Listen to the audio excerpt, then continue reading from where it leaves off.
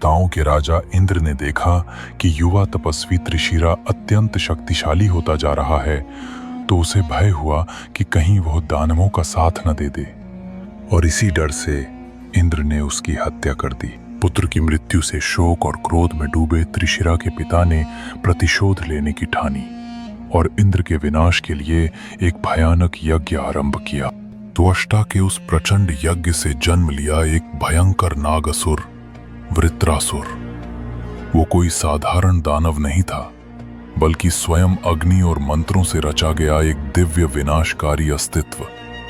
उसका आकार इतना विशाल था कि पर्वत उसके फनों के नीचे दब जाएं, और उसकी दृष्टि में केवल एक लक्ष्य था, देवताओं का विनाश और सबसे पहले इंद्र का अंत।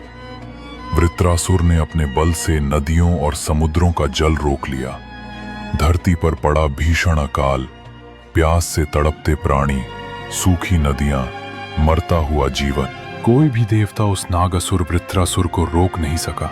उसकी अपार शक्ति के सामने सभी असहाय थे। आखिरकार सभी देवता पहुंचे भगवान श्री विष्णु की शरण में। भगवान विष्णु ने शांत स्वर में कहा, यह असुर साधारण नहीं है। इसे कोई सामान्य अस्त्र नहीं मार सकता। इसे पराजित करने के लिए ऐसा शस्त्र चाहिए जो किसी अत्यंत तपस्वी ऋषि की हड्डियों से बना हो। यह सुनकर देवता पहुंचे महान तपस्वी दधीची ऋषि के पास, और जब उन्होंने उन्हें सब कुछ बताया, दधीची मुस्कुराए। उन्होंने बिना एक क्षण की देरी किए लोक कल्याण के लिए अपना शरीर त्याग दिया। उनका शरीर भस्म हो गया और पीछे रह गईं केवल उनकी हड्डियां, पवित्र और तप से भरपूर।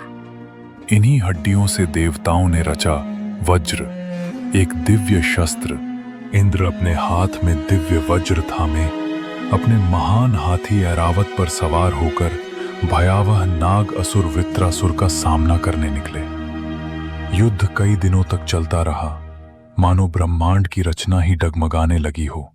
फिर युद्ध के चरम पर इंद्र ने अपनी संपूर्ण शक्ति जुटाई और वज्र को पूरी ताकत से वृत्रासुर की ओर फेंका। वज्र ने उसके कवच जैसे शरीर को चीर दिया। एक भयानक गर्जना के साथ वो विशाल सर्पसुर धराशायी हो गया और उसके द्वारा रोका गया जल पृथ्वी पर फिर से उमड़ पड़ा।